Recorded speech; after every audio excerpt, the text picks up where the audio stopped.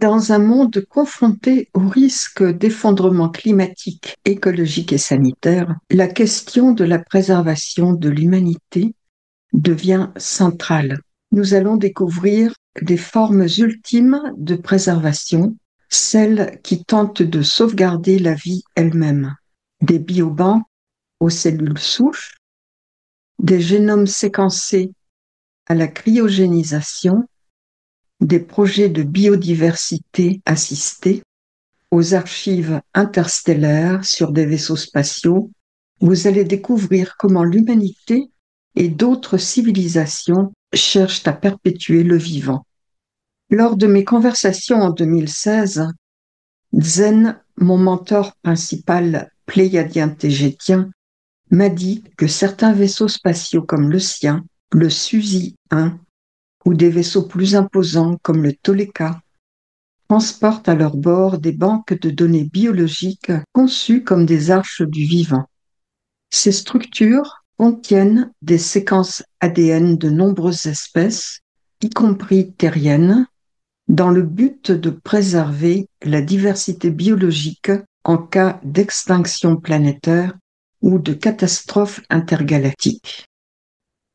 Les vaisseaux sont équipés de systèmes de conservation génétique très avancés.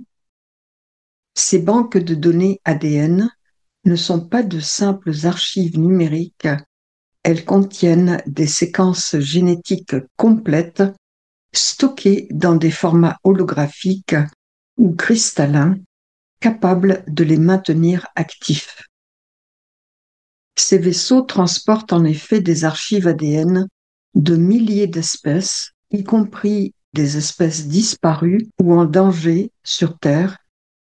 Les tégétiens les utilisent à des fins de recherche, de régénération ou de repeuplement planétaire. Contrairement aux biobanques terrestres, ces archives utilisent des supports quantiques ou cristallins capables de contenir des milliards de séquences dans un espace réduit avec une stabilité temporelle quasi illimitée. Ces arches du vivant sont conçues pour survivre à des effondrements planétaires, des guerres galactiques ou des extinctions massives. Elles sont déployées actuellement pour restaurer certaines espèces en voie de disparition ici sur Terre, mais elles sont aussi déployées sur d'autres planètes pour restaurer des écosystèmes ou relancer des civilisations. Évidemment, l'accès à ces banques est strictement encadré par des protocoles de la Fédération galactique afin d'éviter toute manipulation génétique abusive ou toute appropriation illégitime du vivant. Lorsque vous observez une cellule au microscope, vous ne contemplez pas seulement une unité biologique fonctionnelle, vous êtes face à une bibliothèque vivante, un espace de mémoire condensé. Au cœur de cette cellule, l'ADN, cette molécule en forme de double hélice, joue le rôle d'un scribe infatigable, enregistrant les instructions nécessaires à la vie, mais aussi les traces du passé évolutif de l'espèce à laquelle elle appartient. L'ADN n'est pas un simple manuel d'instructions, c'est un palimpseste, une mémoire stratifiée où s'inscrivent les événements, les mutations, les adaptations, les erreurs corrigées ou conservées. Chaque gène, chaque séquence, chaque silence dans le code raconte une histoire, celle d'un ancêtre qui a survécu à une sécheresse, d'un organisme qui a résisté à un virus, ou d'une espèce qui a migré, muté et persisté. Ce patrimoine moléculaire est transmis de génération en génération avec ses forces et ses fragilités. Il est à la fois conservateur, car il perpétue les structures fondamentales du vivant, et innovant, car il permet l'apparition de nouvelles formes, de nouvelles fonctions. Ainsi, vous portez en vous une mémoire qui ne vous appartient pas entièrement, mais qui vous relie à une lignée, à un écosystème, à une histoire plus vaste que la vôtre. Dans cette perspective, l'ADN devient une archive dynamique. Il ne s'agit pas d'un document figé, mais d'un texte vivant, réécrit à chaque reproduction, corrigé par l'environnement, enrichi par les interactions. Il est à la fois fragile, exposé aux mutations, aux erreurs de copie, et résilient, capable de se réparer, de compenser et de s'adapter. Aujourd'hui, grâce aux technologies de séquençage, vous pouvez lire cette mémoire avec une précision inédite. Vous pouvez comparer les génomes, retracer les migrations, identifier les ancêtres communs, comprendre les mécanismes de l'évolution. Mais cette lecture soulève aussi des questions. Que faire de cette mémoire? La conserver? La modifier? La breveter? Zen évoque également des technologies biologiques très avancées dans lesquelles les cellules souches jouent un rôle central. Les tégétiens les utilisent dans différents domaines.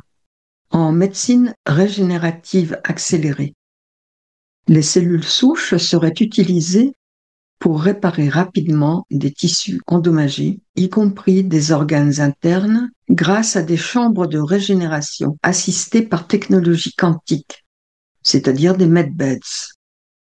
Vous n'auriez plus besoin de greffe ou de longues convalescences. Le corps serait stimulé pour se reconstruire à partir de ses propres matrices cellulaires. Il l'utilise aussi pour le clonage biologique contrôlé. Certaines races extraterrestres utilisent les cellules souches comme base pour créer des corps biologiques entièrement fonctionnels, soit pour des entités non incarnées, soit pour des missions spécifiques. Ce clonage ne serait pas une simple copie, mais une réactivation d'un modèle génétique avec adaptation contextuelle. Il l'utilise aussi pour la mémoire cellulaire et le transfert de conscience. Les cellules souches sont utilisées également dans les capsules de stase pour que le corps qu'il contient puisse être sauvegardé pendant tout le temps de l'expérience sur une planète, comme par exemple certains starseeds qui se sont incarnés ici sur Terre. Les cellules souches contiennent une forme de mémoire biologique capable d'interagir avec des technologies de transfert de conscience. Cela permet de réincarner une personne dans un corps régénéré ou cloné en conservant ses caractéristiques mentales et émotionnelles. Lorsque vous observez une cellule souche, vous êtes face à une forme de mémoire singulière, une mémoire du possible.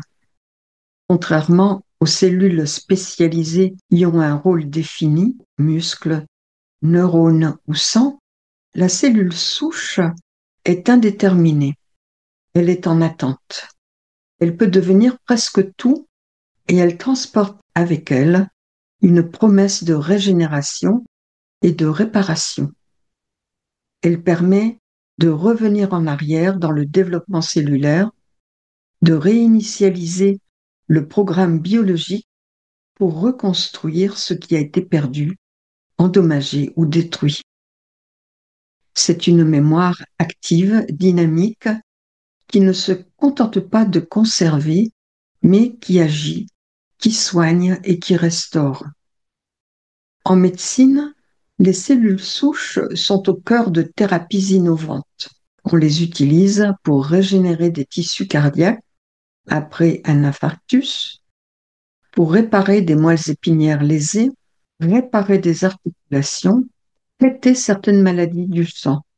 Vous entrez ici dans une médecine de la mémoire cellulaire où l'on ne remplace pas, mais où l'on réactive les capacités intrinsèques du corps à reconstruire. Prenons un exemple concret. les greffes de moelle osseuse chez les patients atteints de leucémie. Ce traitement repose sur la capacité des cellules souches à reconstituer tout le système immunitaire du patient. Mais cette mémoire soulève aussi des questions philosophiques. Jusqu'où peut-on aller dans la reprogrammation du vivant? Peut-on demain recréer des organes entiers, voire des corps? Le volet 1 ne s'achève pas ici. Il se prolonge naturellement dans le volet 2, accessible via le forfait 4 en cliquant « Rejoindre ». Mes vidéos se déploient toujours en 2 temps. Le volet 1, entièrement gratuit, sans don, sans abonnement ni collecte en ligne, vous offre un accès illimité et un visionnage libre à votre rythme, selon votre disponibilité et votre curiosité. Et le volet 2, plus sensible, plus mystérieux, souvent méconnu, réservé aux abonnés du forfait 4, vous offre un accès privilégié à des informations inédites, des récits vécus et des perspectives rarement partagées ailleurs. Les informations du volet 2 sont inédites, issues de relations privées, frontales et directes de personne à personne avec Zen, mon contact pléiadien tégétien et d'autres contacts hors planète. Ce sont des expériences que j'ai personnellement traversées et que je n'ai jamais partagées ailleurs. Des éléments demeurés confidentiels jusqu'ici, mais qui sont essentiels pour saisir la portée réelle de ce qui se joue. Ils jettent une lumière nouvelle sur la nature profonde de nos relations galactiques. Je vous donne donc rendez-vous dans le volet 2. À très vite.